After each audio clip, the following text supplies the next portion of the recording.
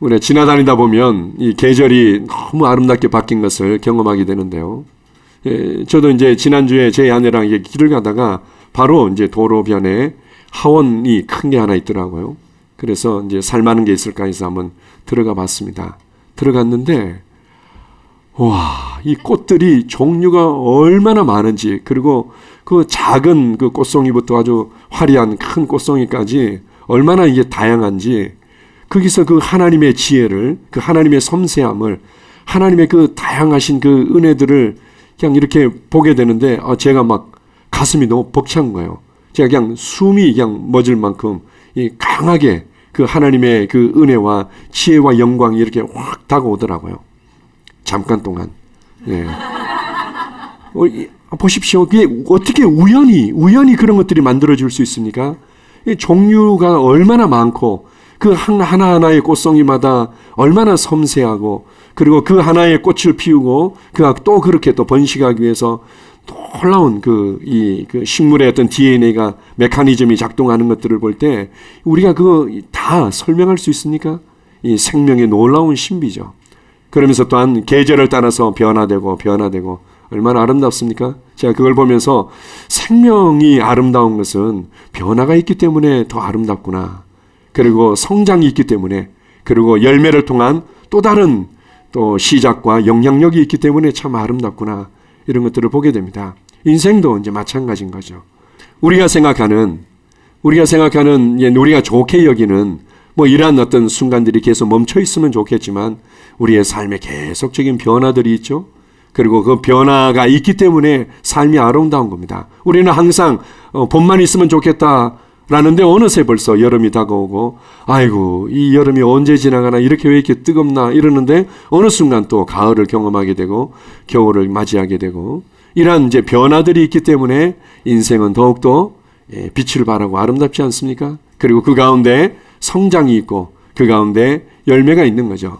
이 모든 과정을 통해서 무엇보다도 사람들이 겸손을 배울 수 있는 거죠. 젊은 날에는 내가 이를 악물고 그냥 최선을 다해서 열심히 살면은 완전히 행복한 삶을 내가 원하는 만큼 살 수 있을 것 같은데 그게 아니라는 것들을 알게 되죠.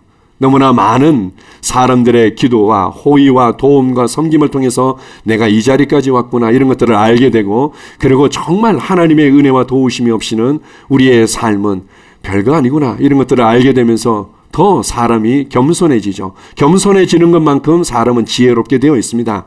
사람이 지혜롭지 못한 이유는 교만하기 때문에 항상 실수를 하게 되고 문제 가운데 들어가는 거죠. 겸손할수록 사람은 지혜로워지고 그리고 감사가 많아지는 것들을 알 수 있습니다. 정말로 인생의 아름다움을 아는 사람은 감사를 아는 사람이죠. 삶의 모든 것들이 다 감사로 충만합니다. 내가 살아가고 있는 한순간 한순간이 다 하나님의 은혜고 손길이라는 것들을 좀 더 이제 나이가 들어갈수록 사실적으로 경험하게 되고 한 사람 한 사람의 이 도움과 호의와 은혜에 의해서 지금 내 삶이 있구나 이런 것들을 알아가면 알아갈수록 더욱더 이 감사가 충만해지는 거죠. 자, 마가복음 4장 28절을 같이 한번 읽어봅시다. 땅이 스스로 열매를 맺되 처음에는 싹이요 다음에는 이삭이요 그 다음에는 이삭의 충실한 곡식이라. 이 땅에 있는 모든 것들은 씨로부터 시작되어져서 끝나는 것이 아니라 변화를 경험하게 되어 있고 성장을 경험하게 되어 있고 아름다운 이삭의 충실한 곡식을 맺게 되어 있다. 열매를 맺게 되어 있고 그리고 또 다른 영향력과 또 시작들이 나타나는 것을 잘 설명해 주고 있습니다. 창세기 8장 22절입니다. 땅에 있을 동안에는 심음과 거둠과 추위와 더위와 여름과 겨울과 낮과 밤이 쉬지 아니하리라. 변화는 좋은 것입니다. 그리고 변화를 통해서 우리는 더 많은 하나님의 은혜와 지혜들을 알아가고 우리의 삶의 감사가 더욱더 풍성해지는 거죠. 여러분의 삶에 있는 모든 것들을 이렇게 겸손하게 그리고 하나님의 말씀을 통해서 지혜롭게 바라본다면 여러분들은 계속해서 성장하게 될 것입니다. 이제 이 성장하면서 달라지고 성장하면서 나타나는 이 좋은 어떤 열매와 모습들 중에 하나가 눈물이라고 할 수 있습니다. 우리가 이제 참 이 신비롭고 뭐라고 설명하기 어려운 이 화학적으로 어떻게 다 설명할 수 있습니까? 이 감정적으로 다 설명할 수 있습니까? 없습니다. 이 하나님이 주신 정말 이 선물 같은 특별한 거기 때문에 정말 아주 오묘하고 신비로운 것 중에 하나가 바로 눈물이죠. 눈물.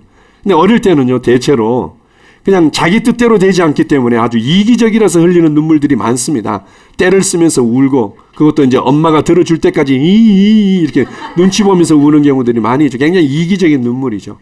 그리고 이제 성장해 가면서 우리가 정말 안으로부터 성장하지 않으면 많이 흘리게 되는 눈물이 자기 연민의 눈물들이 많이 있죠.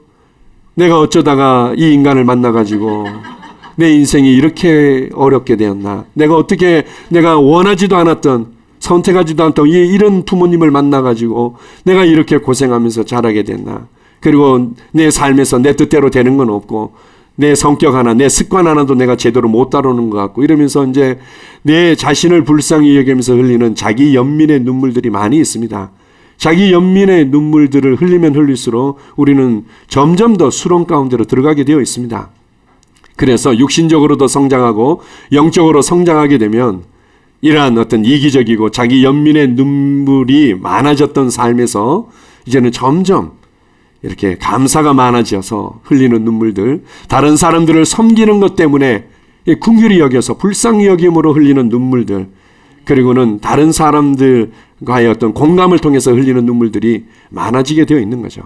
우리가 영적으로 얘기하자면 오늘은 이 잘 다루지 않는 근육과도 같은, 잘 다루지 않았던 속 근육, 그러나 아주 중요한 근육 중에 하나인 이 영적 성장과 눈물에 관해서 함께 나누겠습니다. 자, 누가복음 7장 37절 38절입니다.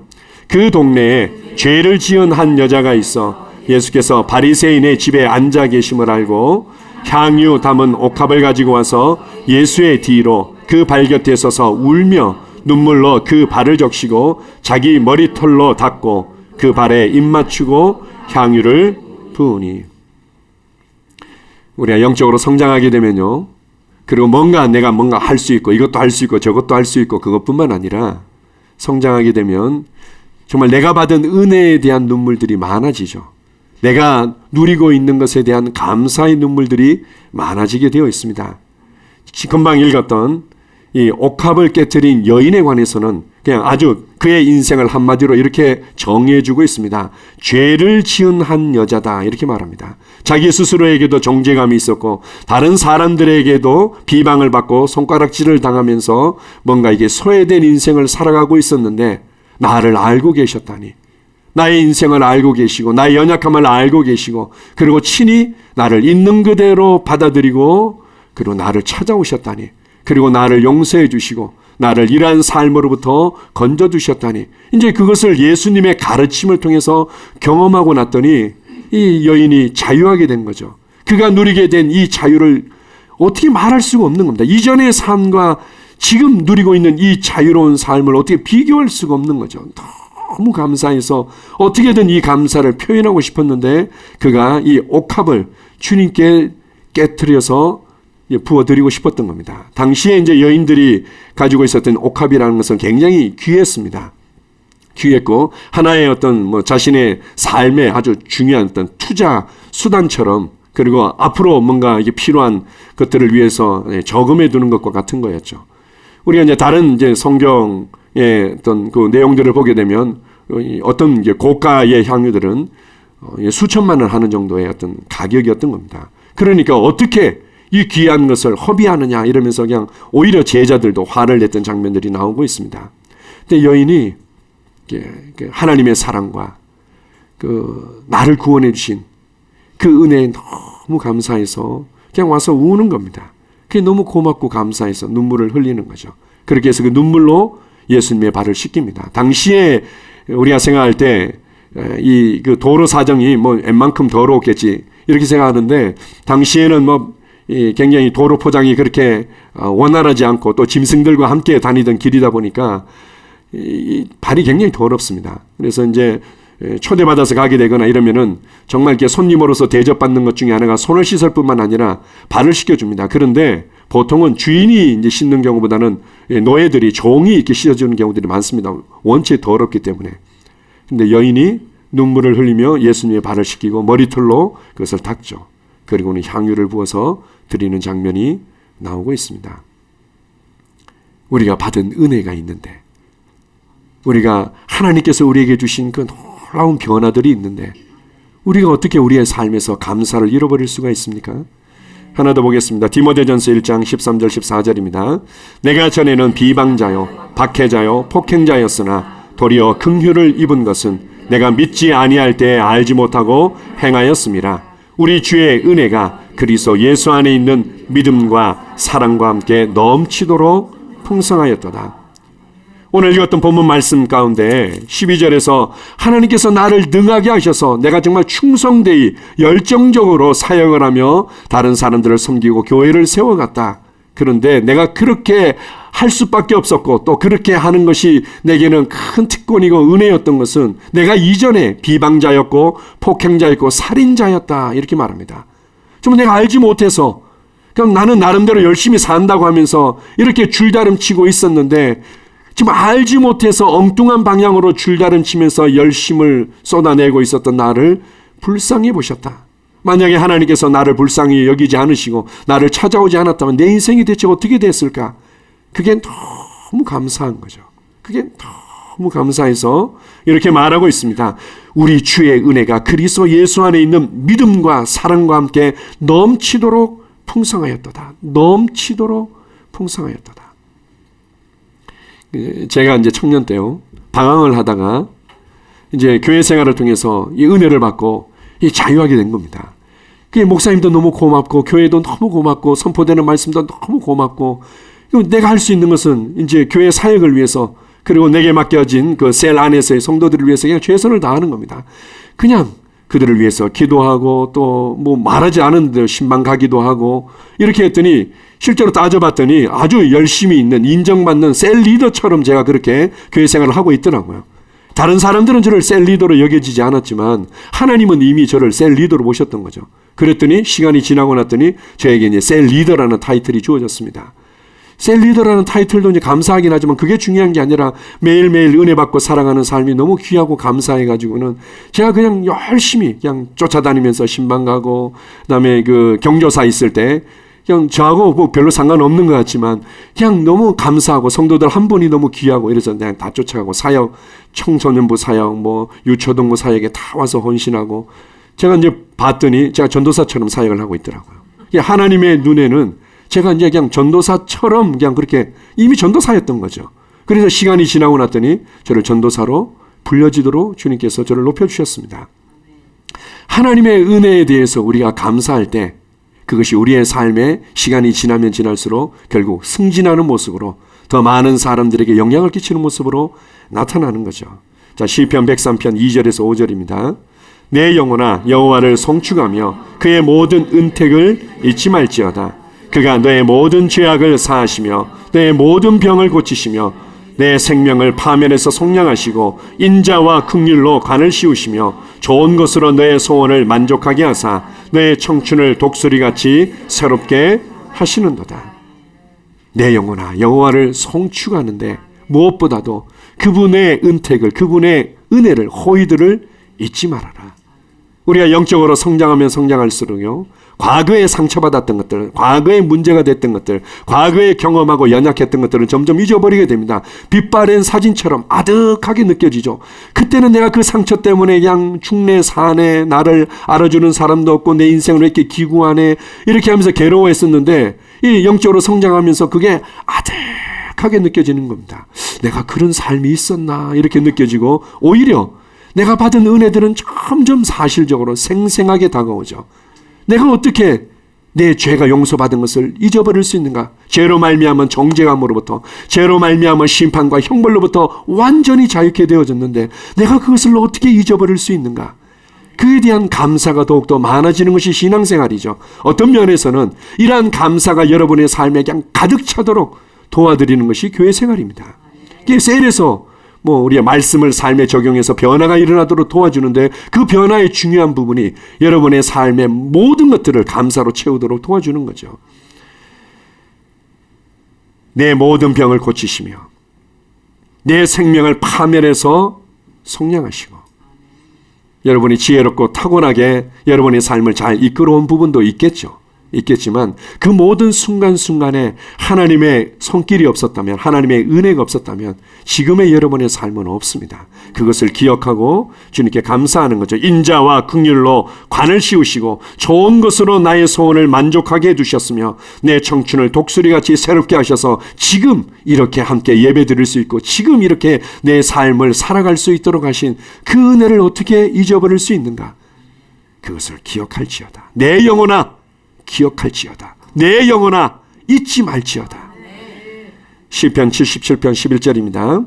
곧 여호와의 일들을 기억하며 주께서 옛적에 행하신 기이한 일을 기억하리이다. 내가 어떤 지경에서 위로를 받았고 어떤 지경에서 건진받았고 어떤 상황에서 우리의 가정이 회복되어졌고 어떤 일들 가운데서 이러한 회복과 은혜와 전진을 경험하고 있는지 이것을 기억해라.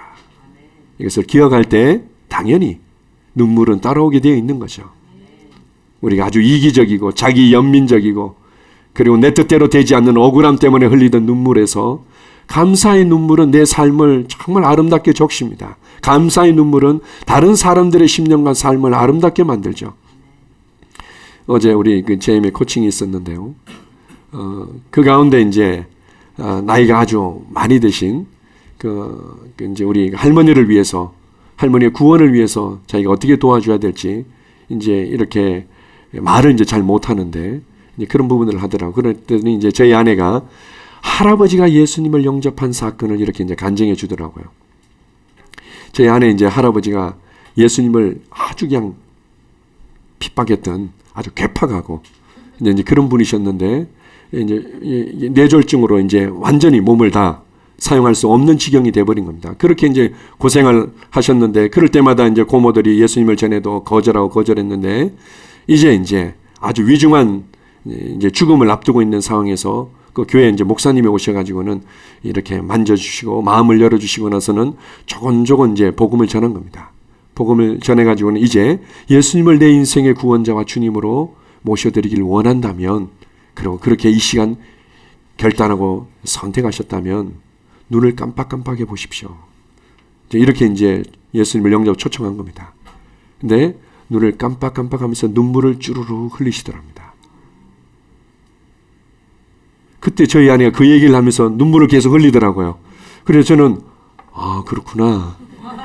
할아버지가 눈물 흘린 얘기를 하는데 제 아내가 그 자기 할아버지에게 역사하신 그 하나님이 자기 고모들과 자기 집안에 역사하신 그 하나님의 은혜가 너무 감사해서 그런 하나님께서 우리 집안에 역사하신 게 얼마나 귀합니까?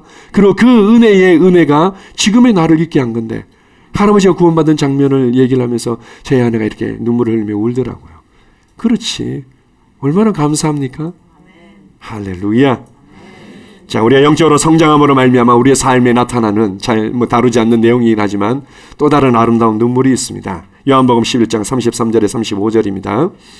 예수께서 그가 우는 것과 또 함께 온 유대인들이 우는 것을 보시고 심령에 비통히 여기시고 불쌍히 여기사 이르시되 그를 어디 두었느냐 이르되 주여 와서 보옵소서 하니 예수께서 눈물을 흘리시더라. 어떤 경우에는요, 예수님은 상상에 아니면 AI 같은 느낌이 이렇게 다가오는 분들이 계신지 모르겠습니다. 그냥 항상 평온하고 항상 이렇게 아름다운 미소를 띠고 항상 뭔가 조용하게 하나님의 사랑을 받을지어다. 뭐 이런 분위기. 그렇지만 여기 보면은 예수님께서 정말 불쌍히 여기시며 눈물을 흘리신 장면이 나오고 있습니다. 하나님은 한편으로는 눈물의 하나님이시죠. 우리를 정말 불쌍히 여기시고 우리의 삶이 정말 변화되어지고 원래 하나님께서 계획하셨던 그 풍성한 삶 가운데로 이끌기 위해서 눈물을 흘리며 기도하시는 분입니다. 여기 보면은 예수님의 친한 친구이기도 했고 마르다와 마리아의 이제 오라버니였던 이제 나사로가 죽었습니다. 예수님께서 의도적으로 사흘 동안 이제 막 몸이 막 썩어 들어가서 냄새가 나서 더 이상 그 어떠한 소망도 가질 수 없는 상황까지 기다리셨다가 이제 찾아가는 겁니다. 그랬더니 이제 그 소식을 듣고 마르다가 쫓아와가지고는 예수님이 여기 계셨다면 내 오라버니가 죽지 않았을 텐데 왜 이제 오셨어요? 그러나 나는 예수님께서 이제라도 오셨기 때문에 전 예수님 무슨 일을 하시든 믿을 거예요. 예수님께서 네 오라버니가 살 것이다. 아이고 예수님 저도 알고 있어요. 이제 부활의 때에는 다 살아난다는 거 알고 있어요. 뭐 어쨌든 이렇게라도 위로해 주셔서 감사해요. 이제 마르다가 자기 생각과 자기 이 교리에 꽉 차가지고는 예수님께서 지금 하시는 일들을 놓치면서 이제 그렇게 이제 수다를 이제 떨면서 이제 마음 아파하다가 갑자기 또 이제 자기 동생 마리아가 생각이 났던 거죠. 마리아한테 예수님이 너 부르니까 빨리 가봐. 그러니까 마리아가 이제 와가지고 또 울면서 예수님이 여기 계셨다면 내 오라버니가 죽지 않았을 텐데요. 이 장면들을 예수님께서 그대로 지켜보시면서 불쌍히 여겼다 이렇게 말합니다. 이 죽음과 사망의 고통이 이 사람들의 삶을 어떻게 파괴하는지, 이 젊은 인생과 하나님께서 그들을 통해서 이루고자 하시는 그 삶을 어떻게 무너뜨리는지를 이렇게 보시면서 너무 마음 아파하시면서 그들의 슬픔에 공감하시고 그들을 위로하시기 위해서 주님께서 그리고 그들 가운데 새 일을 행하시기 위해서 찾아오셨는데 눈물을 흘리셨다 이렇게 말합니다. 영적으로 성장하게 되면 뭐 그런 거 가지고 그냥 그만 울어 그만 뭐 이렇게 하는 것이 아니라 그들의 아픔을 더욱더 이해하게 되는 거죠. 저도 이제 가끔 이제 성도들이 이제 그 질병의 어떤 고통 가운데 어려움이 있을 때 이렇게 이제 기도해 줄 기회가 있습니다. 이제 짧은 시간 안에 여러 명을 우리가 이제 또 섬겨야 될 상황들이 있으면은 그때 이제 조곤조곤 이제 얘기를 충분히 듣고 또 충분히 기도해 주는데 좀 어려움이 있는 거죠. 근데 제가 마음이 아플 때가 있습니다. 정말 이분이 이것 때문에 나름대로 믿음을 발휘하지만 얼마나 참 씨름을 하면서 얼마나 마음의 고통이 있었을까. 그거를 충분히 공감하고 주님의 마음으로 기도해 주고 싶은데 이런 이제 제 딴에도 안타까움이 있습니다. 긍휼로 주님께서 눈물을 흘리셨다. 참 아름답지 않습니까? 영적으로 성장하게 되면 뭔가 그냥 AI 같은 인간이 되는 것이 아니라 긍휼의 사람이 되는 겁니다. 자, 하나 더 보겠습니다. 고린도후서 4장 8절입니다. 내가 마음에 큰 눌림과 걱정이 있어 많은 눈물로 너희에게 썼노니 이는 너희로 근심하게 하려 한 것이 아니요 오직 내가 너희를 향하여 넘치는 사랑이 있음을 너희로 알게 하려 함이라. 사도 바울은 말씀의 사람이었고 권능의 사람이었지만 눈물의 사람이었음을 보여줍니다. 이번에 업그레이드 부부학교 때요 참 많이 웃기도 하고 많이 울기도 했는데요. 주님의 은혜로 아주 귀한 시간을 보냈습니다. 이제 거의 끝부분에 부부에게 이제 편지를 쓰는 시간이 있었습니다. 편지를 쓰는 시간이 있었는데 이제 편지에 대해서 뭐 여러 가지 마음을 담아서 이제 쓰는 거죠. 미안한 마음도 고마운 마음도 이렇게 해서 편지를 써서 이제 조별로 읽고 이제 그렇게 하는 거였습니다. 제가 이제 저희 아내에 대해서 이렇게 쓰는데 처음에는 한 장이나 채울 수 있을까 싶었는데 이제 어떻게 두 장을 이제 채우게 돼서 이제 미안한 것도 많고 이제 고마운 것도 많은 거죠. 그렇게 해가지고는 조별해서 이제 서로 나눴습니다. 그리고는 이제 전체가 다 모여가지고는 이 중에서 이제 몇몇 가정들만 대표로 이렇게 소개해주고 또 이렇게 같이 또 이제 축복해주는 그런 시간들이 있었는데 이 세 가정이 이제 앞에 나와서 나누게 됐는데요. 맨 마지막에 제가 이렇게 나오게 돼가지고 저하고 저희 아내가 나와가지고는 편지를 읽어주라고 그래가지고 그래가지고 제가요 이렇게 해서 제가 이제 편지를 읽게 되었습니다. 편지를 이렇게 읽는 중간에 저희 아내가 저를 이해하고 용납하고 그리고는 어려운 상황에서 늘 함께하고 그래도 변함없이 나를 신뢰해주고 사랑해줬던 것이 읽는 순간에 그냥 물밀듯이 그냥 확 밀려오는 겁니다. 그래가지고 그냥 목이 메어가지고 눈물이 그냥 핑 돌아서 이 편지가 제대로 보이지 않는 상황에서 이제 간신히 읽고 났는데 이제는 이제 이를 악물고는 들어가면 되겠다 이러고 싶었는데 또 둘이 미안하다고 이제 손잡고 얘기를 해주라는 거예요. 그래서 아무도 없다 생각하고 또 둘이 손잡고 이제 미안하다 얘기를 하라는 거죠. 근데 제 아내에 대한 미안함과 고마움이 얼마나 이게 가슴을 치는지 제가 이게 미안하다는 말이 이게 입에서 잘 떨어지지 않는 거예요. 그래서 이 손을 잡고 있을 수가 없어가지고 그렇다고 이제 앉아있는 상황에서 안아주기도 애매하고 이래가지고 제가 이제 저희 아내 얼굴과 목을 이렇게 쥐어지고는 제 머리를 대고는 내가 이제 같이 울었죠. 참 너무 감사하잖아요. 이때까지 변함없이 나와 함께 해주고 있다는 것 자체가. 그리고 참 저도 얼마나 이 강하고 모남고 마음에 안 드는 부분들이 많았겠습니까?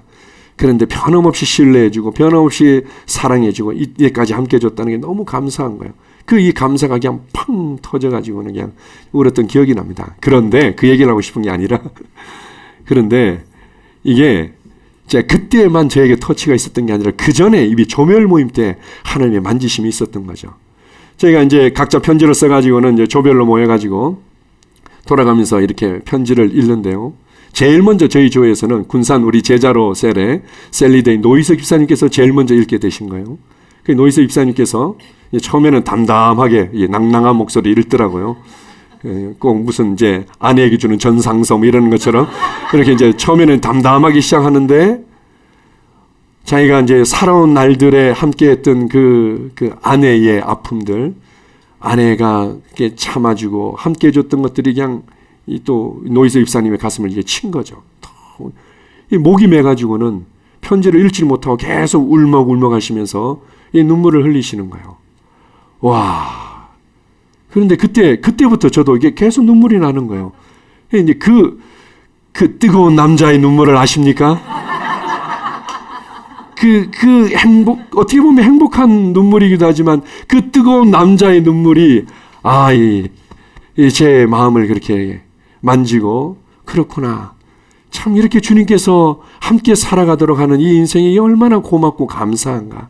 이렇게 참 고마워하고 또 미안해하면서 서로서로를 세워주면서 살아가는 아름다운 삶이 있는데, 제 마음을 그렇게 만졌는데, 그게 이제 제가 나아가준 또 대표로 편지를 읽는 장면에도 또 이제 또 그런 만지심이 있어서 눈물이 났던 기억이 납니다. 상대방의 아픔을 이해하게 되는 거죠. 전에는 그런 것 가지고 내가 고생하면 더 많이 고생했는데, 내가 상처받았으면 더 많이 상처받았는데, 여기에 집중되어 있다가 이제는 좀 하나님의 마음을 알게 되고 나를 향했던 그 하나님의 눈물을 알게 되니까 너무 고마운 거죠. 감사하고, 그리고 그 사람의 아픔과 고통에 공감하게 되면서 같이 울게 되는 겁니다. 참 아름답죠. 내 삶을 풍성하게 하고 다른 사람의 삶을 아름답게 만드는 정말 이 담비와도 같은 게 하나님이 주신 눈물입니다. 금방 읽었던 내용 한 번만 더 읽어봅시다. 고린도후서 2장 4절입니다. 내가 마음에 큰 눌림과 걱정이 있어 많은 눈물로 너희에게 썼노니 이는 너희로 근심하게 하려 한 것이 아니요 오직 내가 너희를 향하여 넘치는 사랑이 있음을 너희로 알게 하려 함이라. 고린도후서는 세 번째 고린도 교회 성도들 향해서 쓴 편지입니다. 지금 우리가 이제 전서, 후서 두 개만 남아 있다 보니까 그런데 하나는 우리가 발견하지 못하고 있는데요. 사도 바울이 그들을 위해서 편지를 썼는데 다 이유가 있어서 편지를 썼죠. 그들을 위로하고 격려하고 또는 때로는 충고하고 세워주기 위해 썼는데 어떤 사람들은 그것 때문에 오히려 굉장히 근심하고 눌린 사람이 있었고 어떤 사람은 오해하고 비방하는 사람이 있었던 거죠. 그걸 알 때 사도 바울이 너무 마음이 아팠던 겁니다. 한 사람 한 사람 안에 예수 그리스도의 형상이 이루어지도록 하기 위해서 정말 모든 지혜와 은혜로 그들을 섬기기 위해 섬겼는데 오히려 오해받고 비방받고 공격을 받는데 마음이 너무 아팠던 거죠. 그리고는 그 중에는 오히려 지나치게 근심해가지고는 이럴 바에는 나 교회 생활 안 해. 이럴 바에는 나 이제 예수님 안 믿고 싶어. 이제 이렇게 비슷하게 반응하는 사람도 있었던 것 같습니다. 그래서 사도 바울이 뭐라고 얘기합니까? 내 마음에 큰 눌림과 걱정이 있었다. 우리가 이제 사도 바울 하면 새로운 피조물에 대한 이 메시지, 이 계시들을 아주 놀랍게 아주 탁월하게 풀어내신 주님의 이제 사도였는데요. 그런데 그는 결코 그 입으로 두려움이라든지 이런 어떤 걱정이라든지 이런 말을 한마디도 안 했을 것 같은데 좀 차원이 다른 걱정과 두려움이었던 거죠. 육신적이고 그리고 자기 연민적인 것이 아니라 정말 하나님의 마음을 품고 그의 두려움을 이렇게 얘기하죠. 내가 두렵고 떨린다는 표현들을 쓰면서 내가 복음을 전한 후에 오히려 버림이 될까 두렵다. 그런 하나님 앞에서의 좀 경건함, 경외감을 가졌던 것들을 보여주고 있습니다. 또 하나, 그가 성도들 한 사람 한 사람에 대한 걱정이 있었다, 눌림이 있었다. 그래서 때로는 내가 많이 울었다 이렇게 말합니다. 많이 울었다. 그것은 내가 딴 것보다도 얘가 이렇게 편지를 쓰고 또 더군다나 눈물로 이렇게 편지를 써서 너에게 보낸 것은 너희를 향한 나의 사랑이 있다는 것을 알도록 하기 위해서, 그리고 너희 한 사람 한 사람을 향한 하나님의 계획과 부르심과 열정이 있다는 것들을 알도록 하기 위해서다 이렇게 말합니다. 우리가 정말 교회를 사랑하고 셀을 사랑하고 영혼들을 사랑한다면 당연히 눈물은 많아지게 되어 있습니다. 그리고 그들의 어떤 변화 때문에 또 기쁨도 많아지고 또 그들이 좀 정체된 것 같고 퇴보하는 것 때문에 아픔과 눈물도 많아지는 게 교회 생활인 거죠. 이것이 바로 하나님 아버지를 마음을 알아가는 겁니다. 요한일서 2장에 보게 되면은 어린 아이들아 너희 죄가 제거되어진 것으로 인해서 용서받고 제거된 것으로 인해서 그들이 이제 감사하는 내용이 있습니다. 청년들은요 악한 자를 이긴 것으로 말미암아 그가 감사하고 그렇게 신앙생활 해가는 부분이 있습니다. 그런데 아비들아 하면서 똑같이 얘기합니다. 아비들아 너희도 하나님 아버지를 알미라 이렇게 얘기하면서 앞에 하나 더 붙죠. 태초부터 계셨던 그 하나님을 안다고 얘기합니다. 태초부터 계셨던 그 하나님을 아는 그 아버지의 신앙, 성장한 자의 신앙이 어떤 모습인가? 바로 하나님의 아버지 되심을 아는 거죠. 하나님의 아버지 되심을.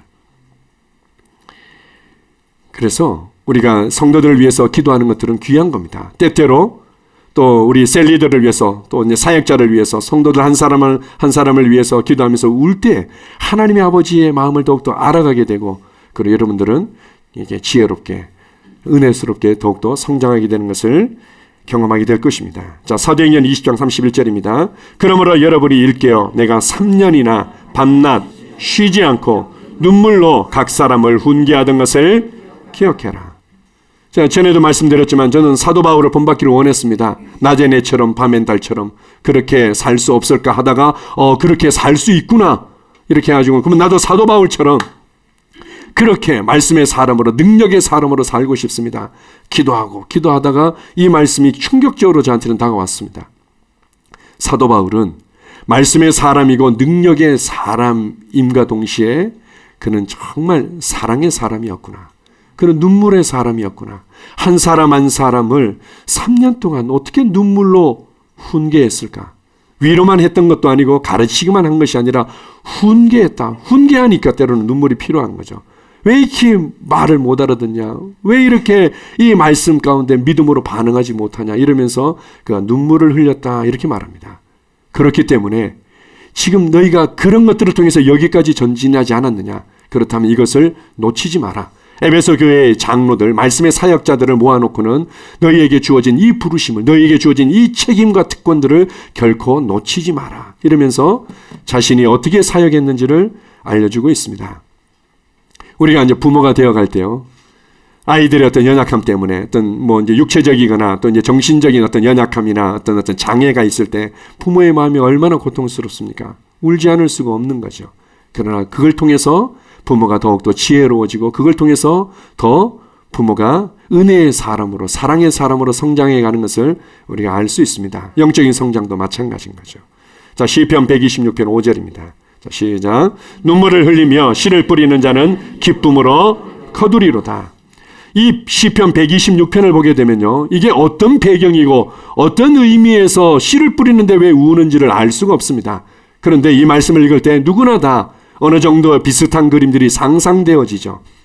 눈물을 흘리며 씨를 뿌리는 자는, 씨를 뿌리는 상황이 얼마나 그에게 어렵고 많은 알지 못하는 아픈 과정들이 있었는지 씨를 뿌리면서 운다는 거예요. 씨를 뿌리면서 우는데 울면 반드시 기쁨으로 단을 거두게 되어 있다. 여러분들이 교회를 위해서 그리고 영혼들을 위해서 또 여러분이 또 복음이 필요한 영혼들을 위해서 때로는 눈물을 흘리며 기도할 때가 있고 눈물을 흘리며 복음을 나눠줄 때가 있지만 반드시 기쁨으로 단을 거두게 되어 있습니다. 그것을 신뢰하십시오. 자, 세 번째로 우리의 영적인 성장과 함께 나타나는 또 눈물의 어떤 변화들, 또 눈물의 아름다운 모습들이 있는데요. 그것은 하나님을 경외하는 것 때문에 그리고 영혼을 향해서 흘리는 눈물이 있습니다. 히브리서 5장 7절입니다. 그는 육체에 계실 때 자기를 죽음에서 능히 구원하실 이에게 심한 통곡과 눈물로 간구와 소원을 올렸고 그의 경건하심으로 말미암아 들으심을 얻었느니라. 예수님께서 심한 통곡과 눈물을 흘리셨다. 이 이제 주된 배경은 겟세마네 동산에서의 내용인 거죠. 겟세마네 동산에서 예수님께서 심히 통곡해 하시며 우셨다 이렇게 말합니다. 왜 그랬을까요? 예수님의 그 뒷부분의 고백을 통해서 알 수 있죠. 내 원대로 마옵시고 아버지의 뜻대로 되기를 원합니다. 예수님께서는 하나님 아버지 이 방법밖에 없겠습니까? 하나님은 전지전능하신데 이 방법밖에 없겠습니까? 제가 하나님으로부터 완전히 버림받아져서 사망의 고통을 겪는 것밖에는 방법이 없습니까? 다른 것들이 있을 수 있지 않겠습니까? 내가 하나님의 임재로부터 결코 떠나본 적이 없는데, 하나님의 이 말씀의 실제와 능력으로부터 떠나본 적이 없는데, 하나님의 이 영광의 빛 가운데서 떠나본 적이 없는데, 내가 이제 하나님으로부터 완전히 버림받아져서 그렇게 사망의 고통을 겪어야만 되는 그 길밖에 없겠습니까? 라면서 그러나 나의 원대로 마옵시고 이렇게 말합니다. 예수님께서는 원하시는 부분들이 있었다는 거죠. 그런데 나의 원대로 마옵시고 아버지의 뜻대로 되기를 원합니다. 그러면서 울면서 기도하시고 결국은 자기 자신을 내려놓고 기꺼이 하나님의 뜻에 순종하는 기도를 올린 내용을 말씀하고 있습니다. 예수님께서 심한 통곡과 눈물을 흘리셨다. 하나님의 뜻이 이루어지도록 하는 부분에 있어서 우는 거죠. 이것을 그의 경외하심으로, 그의 경건하심으로 이렇게 말합니다. 하나님을 경외하기 때문에 흘리는 눈물이 반드시 있습니다. 자, 보십시오. 어떤 경우들은 그냥 우리가 나는 이제 앞으로 의로운 사람입니다. 나는 거룩한 사람입니다. 나는 뭐 이렇게 고백만 하면 모든 것이 해결될 것처럼 생각하다가 잘 안 돼요. 뭐 이렇게 할 때가 있습니다. 예수님은 우셨다는 거죠.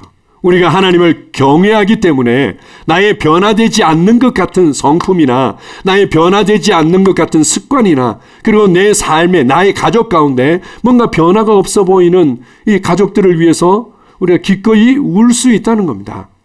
그냥 나는 거룩한 사람입니다. 나는 의로운 사람입니다. 나는 이렇게 살아갈 수 있는 이 고백만 하고 있는 것이 아니라 예수님처럼 주님, 나는 이렇게 살기를 원치 않습니다. 주님께서 내게 주신 삶이 있는데, 주님께서 내게 주신 은혜가 있는데 나 이 습관이 고쳐지길 원합니다. 나 이 성품이 바뀌어지길 원합니다. 라고 하나님을 경외하심 때문에 울 수 있고 때로는 통곡할 수 있는 거죠. 주님, 내가 알고 있는데, 내가 받은 이 구원의 은혜를 알고 있는데, 내가 받은 이 사랑을 내가 알고 있는데, 내가 여전히 여기에 머물러 있는 내 자신이 난 너무 싫습니다. 그래서 기도하며 울 수 있는 겁니다. 하나님을 경외할 때 나타나는 눈물이 있다는 거죠. 하나 더 보겠습니다. 빌립보서 3장 18절입니다. 내가 여러 번 너희에게 말하였거니와 이제도 눈물을 흘리며 말하노니 여러 사람들이 그리스도의 십자가의 원수로 행하느니라. 여러 사람이 그리스도의 십자가의 원수로 행하느니라. 예수님을 비방하고 복음이 전해지지 못하도록 자꾸 엉뚱한 말을 하고 그리고는 회방하고 그런 것 때문에 사도 바울이 예수 이름으로 떠나갈 치요다. 이 마귀함을 이렇게 그렇게만 한 것이 아니라 울었다 이렇게 말합니다. 주님, 제가 알지 못해서 그렇습니다. 주님, 저의 눈을 열어주십시오. 제가 알지 못해서 이렇게 방황하는 인생을 살고 있습니다. 주님, 그를 불쌍히 여겨주십시오. 라고 영혼들을 위해서 사도 바울은 많이 울었다는 것을 보여주고 있습니다.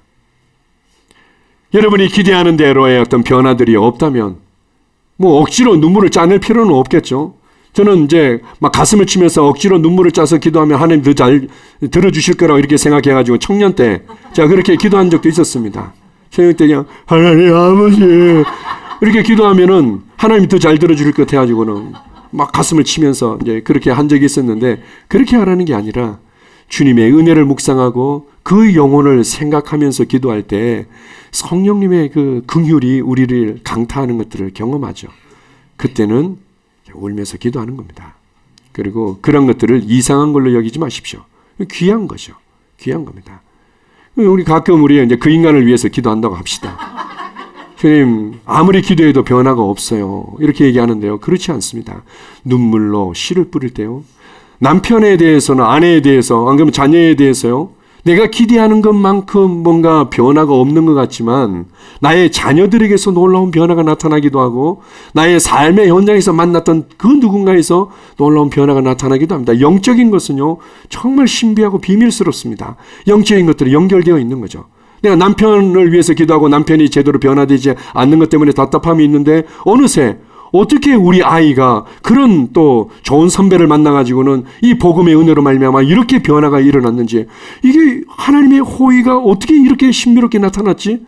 그건 뭡니까? 어떤 면에서는 내가 남편을 위해서, 아내를 위해서 눈물로 기도한 것이 또 그렇게 나타나는 부분들이 있는 겁니다. 우리가 고린도후서 9장 8절 이하의 말씀들을 가지고 하지 않습니까? 우리가 물질적으로 주님을 위해서, 선교 헌금을 위해서 구제 헌금으로 심었는데 오히려 주님께서 거기에 대해서 먹을 것을 주실 뿐만 아니라 의의 열매를 더하신다 이렇게 말합니다. 물질적으로 심었는데 의의 열매가 우리의 삶에 더해진다고요? 와, 놀랍지 않습니까? 그래서 여러분들이 영적으로 성장해 가면서 결국은 감사가 많아지고 긍휼이 많아지고 섬김이 많아지고 하나님을 경외하는 모습들이 더욱더 많아지고 영혼들을 위해서 기도하며 우는 삶이 많아진다는 것들을 기억하시고 여러분이 흘리는 눈물에 있어서도 성장해 가십시오. 그리고 예수님께서 가장 인간적이고 가장 따뜻하고 가장 정상적인 모습이었습니다. 우리 예수님처럼 살아가면 됩니다. 예수님은 눈물을 흘리셨고 불쌍히 여기셨고 예수님께서는 친히 우리에게 손을 내밀고 우리를 붙잡아 주신 분입니다. 이 얘기만 하고 마칠게요. 제가 참 이게 하나님의 사랑의 표현이셨다. 하나님의 사랑을 친히 온 삶으로 온 몸으로 보여주신 분이 예수님이셨다라고 좀 더 십자가 사건 외에 사실적으로 다가왔던 한 장면이 있는데요. 몇 번 나눴습니다. 근데 한 동네에 눈이 먼 우리의 소경이 있었습니다. 네, 예수님께 이제 데려왔더니 예수님께서 그 소경의 손을 이렇게 딱 잡는 겁니다. 보통은 이제 이렇게 다양한 모습으로 이제 기도해 주시기도 했는데 소경의 손을 딱 잡고는 동네 밖까지 걸어가신 겁니다. 재미있지 않습니까? 예수님께서 사람들이 지저분하다 그러고 부모의 죄인지 네 죄인지 어쨌든 네가 죄로 말미암아 심판받아서 한 거니까 뭐 어떡하겠냐 이제 이런 어떤 비아냥과 조롱을 받으면서도 어릴 때부터 자랐을 텐데요. 예수님이 그의 손을 딱 붙잡고는 그를 멸시하고 그를 그대로 있는 그대로 이해하거나 용납하거나 존중해 주지 않는 그 공간으로부터 그를 밖으로 데려가십니다. 동네 밖까지 최소한 한 10분 20분은 걸어가시지 않았을까 싶기도 한데요. 걸어가시고 나서 그리고는 그를 기도해 주십니다. 한번 기도해 주시고 난 이후에 무엇이 보이느냐? 나무 같은 것들이 걸어가는 것이 보입니다. 다시 한번 기도해 주시죠. 참, 그 예수님의 손을 한번 생각해 보십시오. 그 소경의 손을 딱 붙잡고는 동네 밖까지 걸어가는 장면을 한번 생각해 보십시오. 그에게만 하신 것이 아니라 그분은 지금도 내 삶에서 그렇게 하고 계십니다. 그리고 여러분이 그러한 삶을 살아가기를 원하고 내 안에서 주님은 그러한 삶을 사시면서 다른 사람들을 세우기를 원하십니다. 아멘. 이러한 삶을 주신 주님께 감사드립니다. 함께 기도하겠습니다. 아버지 하나님 감사합니다. 변화가 있고 성장이 있기에 인생은 아름답습니다. 많은 일들이 있고 정말 내가 원하는 일들만 또 내가 기대하는 일들만 일어났으면 좋을 것 같지만 우리의 삶에 많은 상황들이 있지만 주님 나는 이러한 변화들을 통해서 더욱더 하나님의 지혜를 알아가고 겸손을 알아가고 감사를 더욱더 알아가는 사람입니다. 그리고 내가 감사하며 흘리는 눈물에 있어서도 나는 더욱더 성장하고 내 삶을 더 아름답게 만들 것입니다. 다른 영혼들을 위해서 주님의 마음을 품고 기도하는 자로 나는 나타날 것입니다. 아버지 하나님 우리의 삶을 따뜻하게 아름답게 만드신 주께 감사드립니다. 주님만을 찬양합니다. 예수님 이름으로 기도합니다. 아멘.